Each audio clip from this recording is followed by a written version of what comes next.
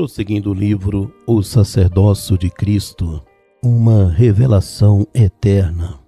Capítulo 7. A lei e a destruição.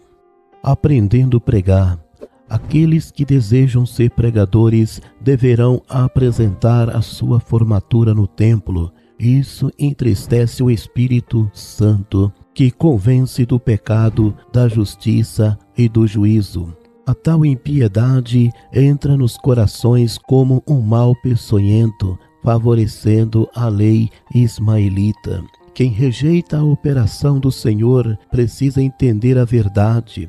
Saiba que Satanás investe duramente para ninguém achar o caminho. Aí todos seguirão pecando. Quem comete iniquidade entristece o Espírito Santo, assim nunca vencerá.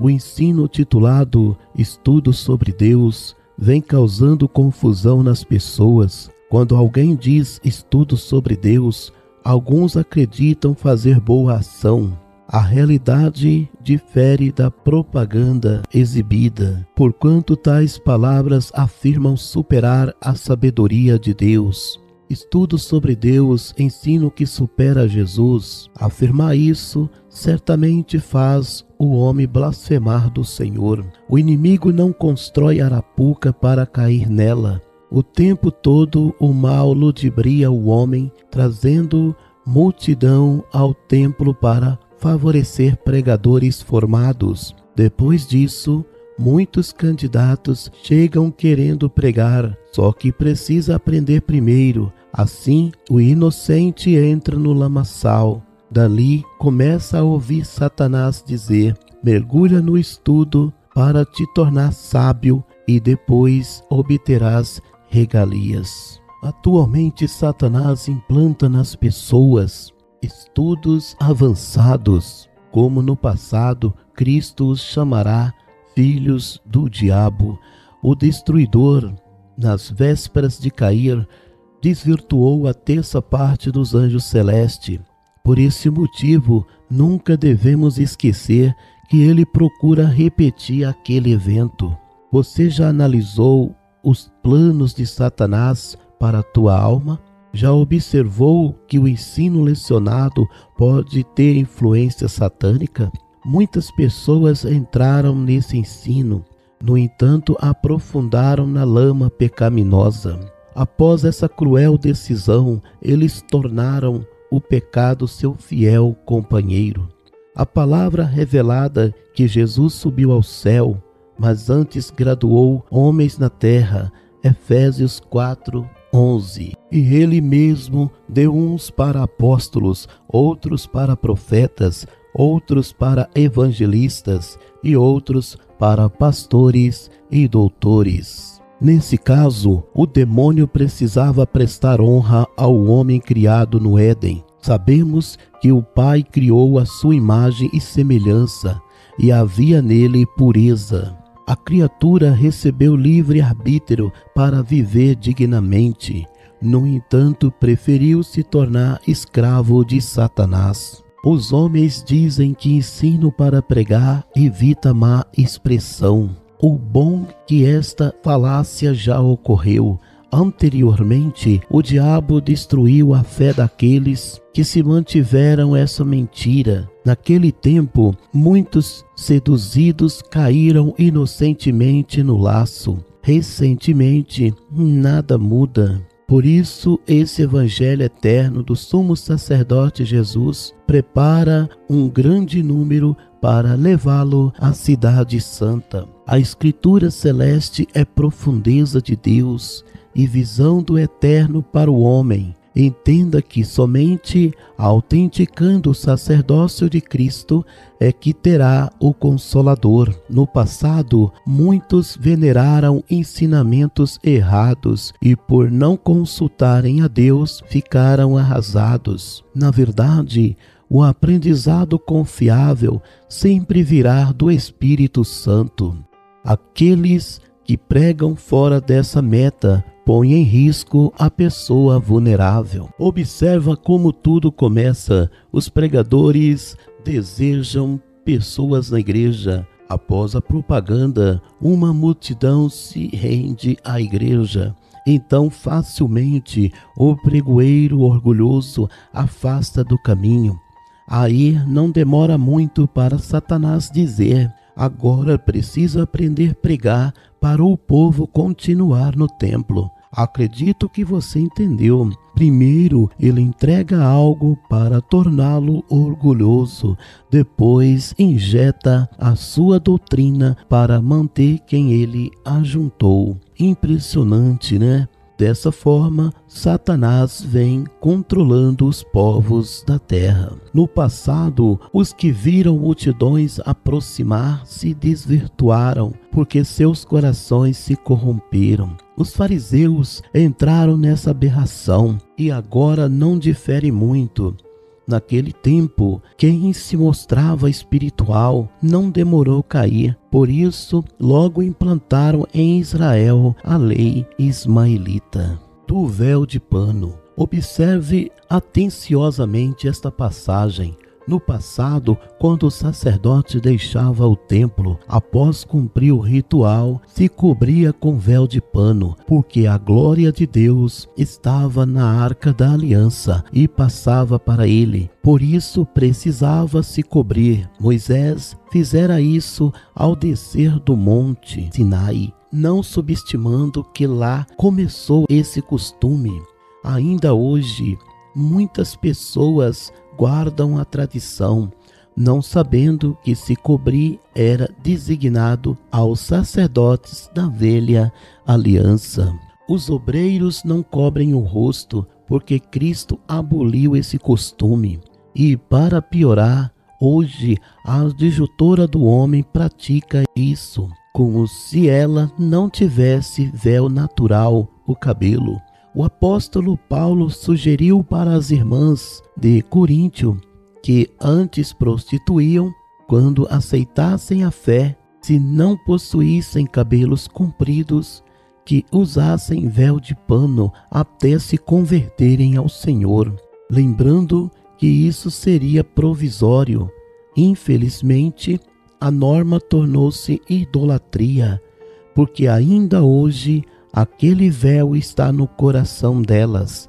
Segundo os Coríntios, capítulo 3, versículo 13, 14, 15, 16, 17 e 18. E não somos como Moisés, que punha um véu sobre a sua face, para que os filhos de Israel não olhassem firmemente para o fim daquilo que era transitório, mas os seus sentidos foram endurecidos, porque até hoje o mesmo véu está por levantar na lição do Velho Testamento, o qual foi por Cristo abolido. E até hoje, quando é lido Moisés, o véu está posto sobre o coração deles. Mas quando se converterem ao Senhor, então o véu se tirará. Ora, o Senhor é Espírito, e onde está o Espírito do Senhor, aí há liberdade. Mas todos nós, com o rosto descobertos, refletindo como um espelho a glória do Senhor, somos transformados de glória em glória, na mesma imagem, como pelo Espírito do Senhor. As irmãs de outras tribos nunca souberam que necessitaria de véu artificial para andarem pelas ruas quando os cabelos estivessem curtos, porquanto na cidade de Coríntio foi apresentado essa autoajuda para haver espiritualidade no grupo. O apóstolo afirmou que, não usando véu de pano, seriam punidas. Isso não encontramos na palavra. Qual razão levou as irmãs de Coríntio serem advertidas? Teriam elas maior privilégio de Deus? Ou simplesmente acontecia algo naquela cidade e Paulo foi forçado a tomar essa atitude emergente? Em Coríntio existia uma seita maléfica por nome Comunidade da Deusa Afrodite. Suas adeptas prestavam louvor trajadas de prostitutas, e até se prostituíam no recinto. Assim era feita a oferenda àquela deusa. As mulheres que desejavam algo da entidade comportavam dessa maneira. A doutrina de Afrodite mandava as mulheres se tosquiarem e depilarem além do necessário. Elas acreditavam que, comportando assim, seriam ouvidas. A crença naquela deusa era ativa e todas temiam ser castigadas se a desobedecessem. As mulheres que se entregavam a Jesus, o sumo sacerdote eterno, Paulo, vendo-as serem idiotizadas, pediu que colocassem véu de pano até se converterem ao Senhor. Fora desse termo, na atualidade, seria infiltração ismaelita. Do sábado.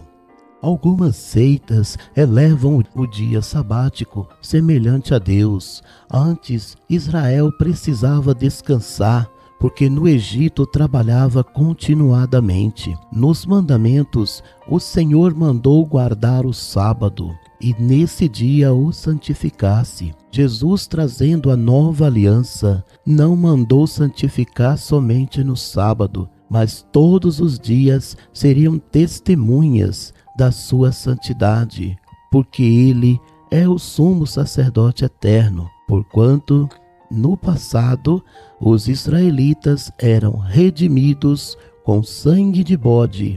Então o dia sabático era essencial com sacrifício. Os judeus idolatravam o sábado e foram reprovados por Jesus. Mateus 12:8. Porque o Filho do Homem até do sábado é Senhor. Na nova aliança, guardar esse dia é incentivar a lei ismaelita, a menos que os homens apliquem outro dia para adorar. Infelizmente, tais pessoas esticam o sábado se tornando um Deus. Isso é blasfêmia contra o Eterno e não devemos aceitar. A maioria dos homens não sabe que Jesus é o descanso. Mateus 11:28. Vinde a mim todos que estáis cansados e oprimidos, e eu vos aliviarei. Se fosse possível voltar ao passado, saberiam que sacrifício e sábado representavam redenção. Na nova aliança, aqueles que recebem Cristo e batizam serão salvos. Jesus Cristo traz salvação para os que o aceitam. Somente assim tereis redenção. Portanto, todos que o receberem não serão reprovados. Jesus e o sábado representam opções de salvação, como também velha e nova aliança. No velho pacto era pedido sacrifício e obediência ao dia sabático. Nessa nova aliança, acreditar-se em Jesus, o sumo sacerdote eterno, e ser batizado será necessário. Nos mandamentos eram enfatizadas as seguintes pautas: quem guardasse o sábado e sacrificasse seria perdoado. Hoje acontece diferente. Quem confirma o sacerdócio de Cristo e batiza será salvo. Como todos os povos, os judeus não acreditavam cegamente. Tinham aqueles que duvidavam da palavra de Deus.